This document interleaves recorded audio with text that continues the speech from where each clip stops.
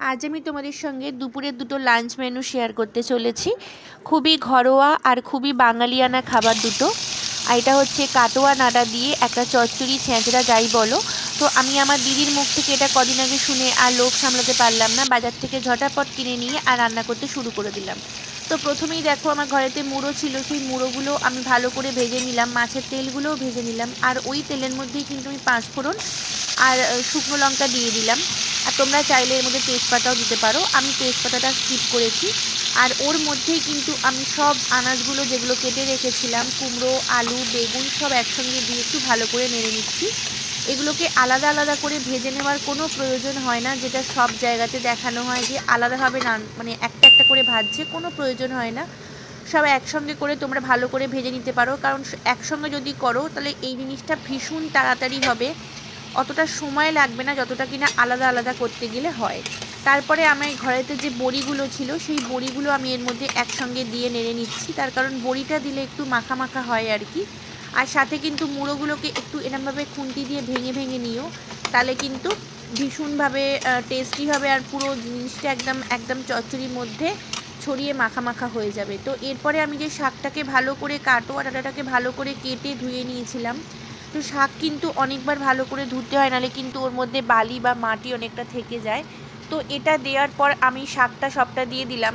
দেওয়ার পর কিন্তু আমি খানিকটা প্রথমেই নুন দিয়ে দিলাম, কারণ নুনটা দিলে কিন্তু খুব তাড়াতাড়ি নরম হয়ে জল ছেড়ে দেয়। এ দেখো, নুনটা দেওয়ার পর আমি চাপা দিয়ে দিয়েছিলাম, আর খানিকক্ষণ পর দেখো কি অবস্থা, একদম সব শাকগুলো কোথায় চলে গেছে জানো, অত শাক দেখাই যাচ্ছে না। তো সব শাকগুলো একদম একদম সফট হয়ে গেছে। আর এরপরে কিন্তু আমি খুব সামান্য হলুদ আর খুব সামান্য পরিমাণে লঙ্কা দিলাম, কারণ লঙ্কা গুঁড়ো এতে খুব একটা যায় না, কিন্তু আমি একটু লঙ্কা গুঁড়ো দিলাম। আর এরপরে কিন্তু আমি এর মধ্যে দিয়ে দিলাম দু রকম সর্ষে, কালো আর সাদা সর্ষে বাটা, আর তার মধ্যে একটু নুন দিয়ে বেটেছিলাম, এটা কিন্তু আমি এর মধ্যে দিয়ে দিলাম, কারণ সর্ষে বাটাটা দিলে ভীষণই টেস্টি হয়। আর তারপরে আমি একটুখানি সামান্য স্বাদ পরিমাণে একটু মিষ্টি দিলাম, আমি যেহেতু ব্রাউন সুগার ইউজ করি তো ব্রাউন সুগারটা দিয়ে দিলাম।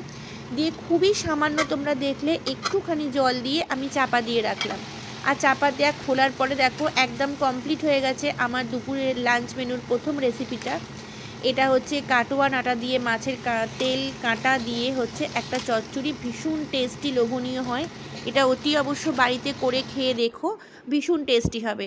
তো কীরকম লাগছে এটা দেখতে তোমরা কিন্তু অতি অবশ্য সবটা দেখে যদি ভালো লেগে থাকে একটা লাইক করো, কমেন্টস করো, আর সাবস্ক্রাইব করতে ভুলো না যারা নতুন বন্ধু আসছো, একদম ভুলো না কিন্তু। তোমাদের একটা সাবস্ক্রাইব একটা কমেন্টস আমার কাছে ভীষণ দামি, আর লাইক করতে কিন্তু অবশ্যই ভুলো না। তো চলো সেকেন্ড রেসিপিটা আরম্ভ করে দিই। তো আমি কড়ার মধ্যে সর্ষের তেল দিয়ে দিলাম, কারণ আমি এরপরে করতে চলেছি একদম বাঙালি খাবার, খুব সুন্দরভাবে একটা মাছের ঝোল। আর এই গরমের মধ্যে মাছের ঝোল ছাড়া আর কি চাই বলো তো, সাথে একটু কাটোয়া ডাঁটা চচ্চড়ি, আর সাথে একটু পাতলা করে মাছের ঝোল সব সবজি দিয়ে, এটা তো আমাদের বাঙালিদের ফেভারিট ডিশ। তো চলো এই ফেভারিট ডিশটাই তোমাদের সঙ্গে আজ শেয়ার করছি। তো প্রথমেই দেখলে সর্ষের তেল নিয়েছি বেশ খানিকটা, কারণ এই তেলেতেই সব রান্নাটা হবে। সর্ষের তেলের মধ্যে কিন্তু বড়িগুলো ভালো করে ভেজে নিয়েছি, তারপরে কিন্তু মাছগুলো দিয়ে ভালো করে ভেজে নিলাম। তো মাছগুলো লাল লাল করে ভেজে নেওয়ার পর আমি এখানে কিন্তু হলুদ গুঁড়ো, লঙ্কা গুঁড়ো আর সামান্য পরিমাণে নুন দেব, দিয়ে জল দিয়ে আমি এটাকে একটুখানি মিশিয়ে রেখে দেবো, পরে এটাকে আমি দেবো, কারণ কাঁচা হলুদ, কাঁচা লঙ্কা আর কাঁচা আমি কোনো কিছু দেবো না বলে একটু মিক্স করে নিলাম। আর ওই মাছের তেল ভাজাতেই আমি কিন্তু কালো জিরে দিয়ে দিলাম।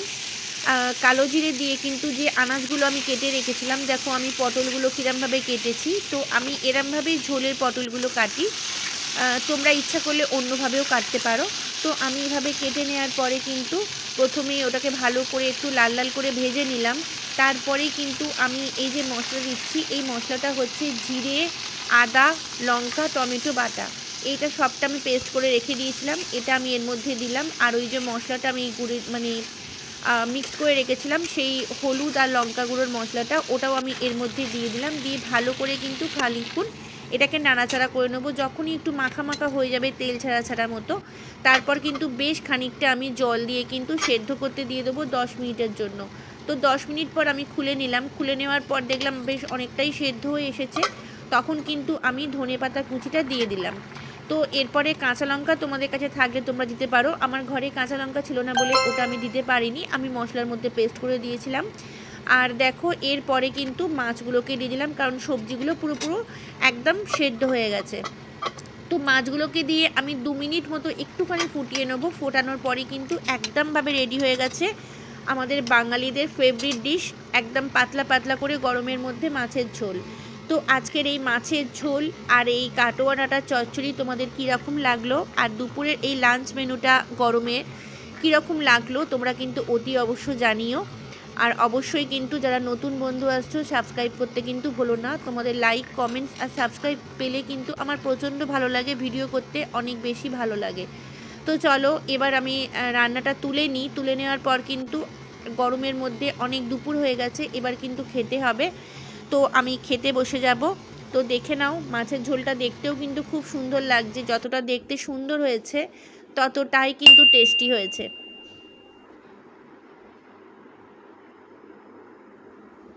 তো চলো স্টার্ট করে দিই আমার ফেভারিট ডিশ। এটা কিন্তু আমার দুপুরে ভীষণ ভালো। আর সাথে এক টুকরো পেঁয়াজ নিয়ে নিয়েছি, মাছের ঝোল খাবো আর পেঁয়াজ কামড়াবো। তোমরা যারা লেবু খেতে ভালোবাসো তোমরা কিন্তু লেবু নিয়ে নিও। আমি খুব একটা লেবু পছন্দ করি না ভাতের সাথে, মানে কাগজি লেবু, গন্ধরাজ লেবু আমার খুব একটা পছন্দের নয়, সেজন্য ওটা আমি একটু স্কিপ করে গেছি। তো প্রথমেই আমি একটুখানি এই চচ্চড়িটা দিয়ে কিন্তু কাটোয়া ডাঁটার চচ্চড়ি দিয়ে কিন্তু ভাত মুখে পুড়ছি। প্রচণ্ড টেস্টি, প্রচণ্ড সুন্দর লাগছে খেতে, তোমরা কিন্তু অতি অবশ্য খেও।